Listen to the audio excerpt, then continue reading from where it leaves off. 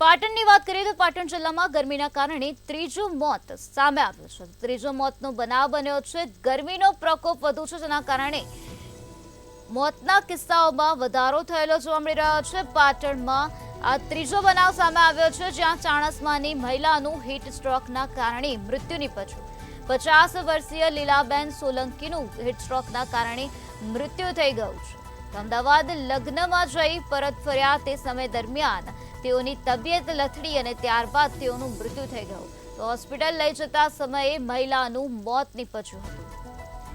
તો ગરમીનો પ્રકોપ જોવા મળી રહ્યો છે। આગ વરસાવતી ગરમી જોવા મળી રહી છે, ત્યારે પાટણ જિલ્લામાં ગરમીના કારણે ત્રીજું મોત થયું છે। ચાણસ્માની મહિલાનું હીટ સ્ટ્રોકના કારણે મૃત્યુ નીપજ્યું છે। તો આ મહિલાની ઉંમર 50 વર્ષ છે। 50 વર્ષીય લીલાબેન સોલંકીનું હીટ સ્ટ્રોકના કારણે મૃત્યુ થઈ ગયું છે।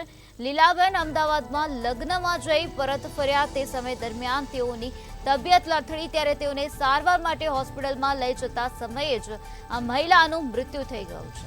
તો ગરમીના પ્રકોપના કારણે આ પ્રકારે મહિલાનું મૃત્યુ થયું છે। ગરમીના પ્રકોપના કારણે પાટણમાં આવો ત્રીજો બનાવ સામે આવ્યો છે।